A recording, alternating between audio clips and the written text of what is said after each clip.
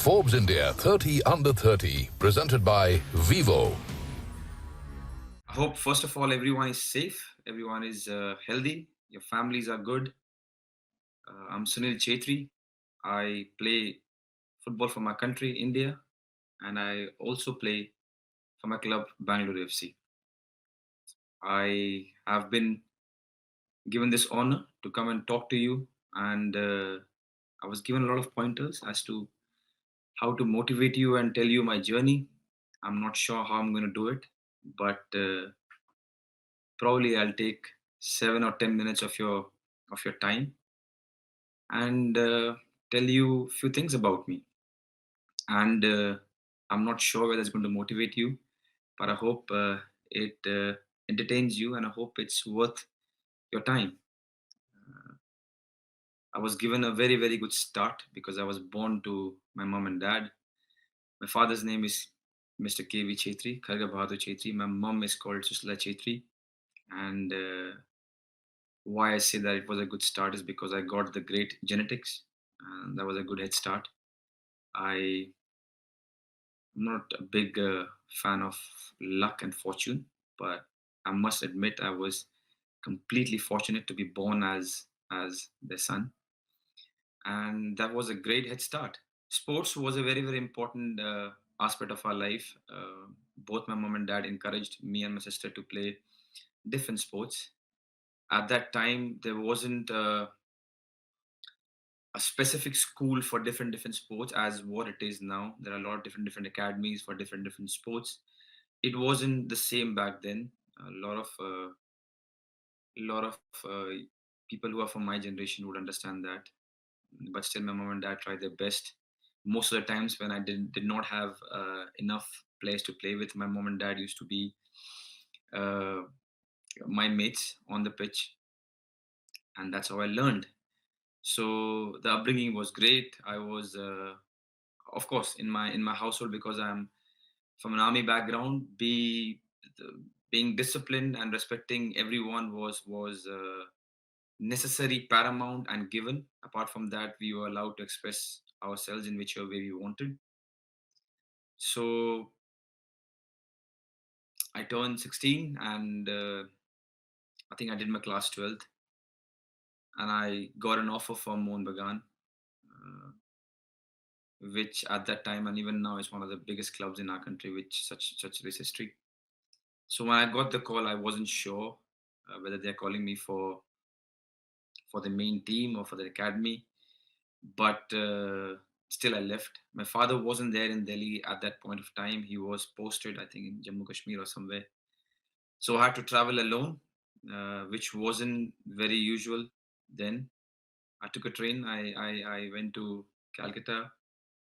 Uh, it wasn't easy, but I wasn't thinking too much. I was just too excited. I did not know whether it was a call for the main team or for an academy. I was happy with the academy also, because it meant that I'm going to learn at such a prestigious club.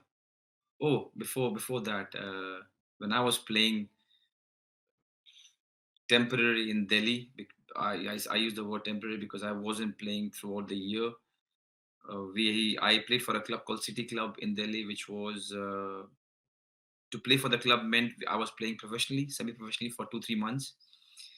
Um and during that time, I also was shortlisted by Tata Football Academy, which then and even now is a huge academy for all the youngsters. I was shortlisted. They saw me and they rejected me not once but twice. So that wasn't nice. But because it was such a huge academy, I did not think of it as a failure. I thought, you know what, I tried my best, and it didn't happen.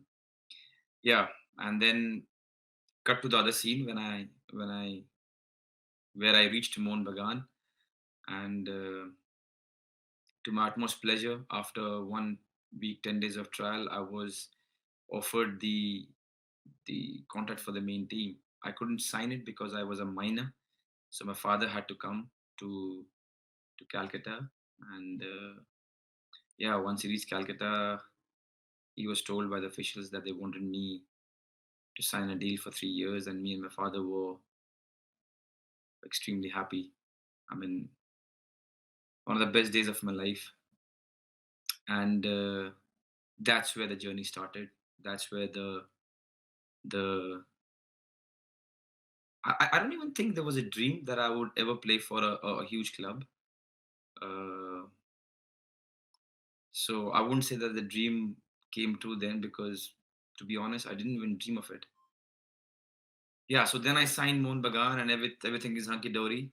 But that's where the struggle started, because it's one thing to sign for a big club and another to sustain to the pressure, to the expectations. And it wasn't easy.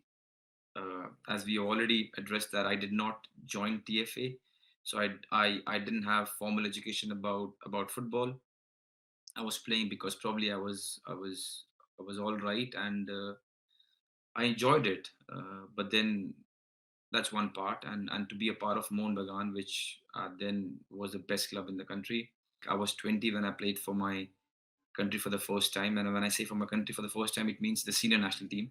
I had played for the junior levels, but it's nothing as compared to when you play for your senior national team for the first time.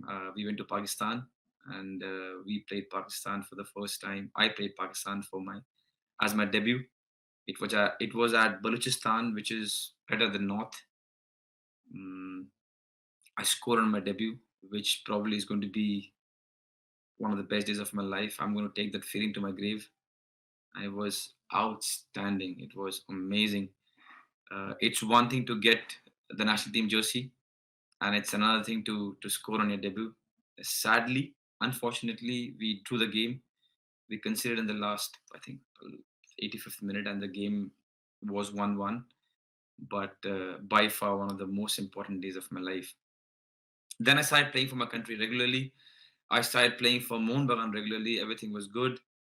Uh, but the ups and downs kept coming. When you look at your career in a holistic way now, because I've been fortunate to play for 19 years, uh, generally you see the graph going like this, upwards. But in between, there were so many times where, where things weren't great. Uh, and then so many times, so many things that went your way. And one thing that I've learned in the 19 years is you just have to trust your process. You just have to keep going. Things aren't going to be the way you want, and it's not only in football but also in life. Every day is not going to be the same, uh, and you just have to keep working hard. You know, put your head down and try to be better as compared to what you were yesterday. And I'm pretty sure all of you have heard this from so many other grades. I'm sure you must have read about this, but it actually makes sense. It actually makes sense that the best way to look at it is to be a little bit better than what you were yesterday, in terms of your skill, in terms of your profession, in terms as a human being. And that really helps, because good days don't stay. And the same goes for the bad days. There was a nice thing that one of my coaches told me, and his name is Bob Orton, that the more you win, the closer you are to a loss. And it makes sense. The more good thing happens to you, it gives you a reason to work even harder, because you're fighting to keep that bad day or a bad loss away. And it's going to come. Someday it's going to come. It always does. The more bigger your career, and you realize that it is going to come. And so it did for me also in my life. There were some amazing days, like my debut for my country, winning the Nehru Cup, winning the SAF Cup for my club, winning the I League, winning the ISL, winning the Federation Cup. For me individually, uh, the prestigious Arjuna Award, or the Padma Shri, or the Khel Ratna, or winning the Player of the Year as number of times that I've won. But there were so many other days where I felt that I couldn't recover, where I felt that this is it, where I have gone to the bathroom and cried alone. And it is what it is, and that's how it is. There were a lot of ups and downs. Initially, it used to bother me a lot whenever there was there was a debacle or there was a big loss, it really used to bother me a lot. But with time and with experience, I've learned that it is what it is. It is going to happen. The only thing that is in your hand is how much you can put in. So work really, really hard, be honest to yourself, and things will happen. Be patient. Also, my profession teaches me not to be too arrogant about your success, because sometimes it's very short lived. And also it teaches you not to get bogged down by your failures, because again, it's not short lived. If you really work hard, things change. Every other week there's a game. You can be a hero one week, and just in one week you can be a complete zero, a villain for why the team lost the game. So I think that's where we sports person, we learn to be humble very quick. If you want to sustain your career, of course. There are a few examples where players couldn't learn that, and they lost themselves and they couldn't reach the optimal level of their potential. But if you really want to sustain yourself and the ones who have done well, you learn to be humble. You learn to be grounded. I'll tell you, there's so many reasons why you have to be humble. You should be humble and you should be grounded. But I'll tell you one main reason. Once you're grounded and humble, it means you are right there where you started.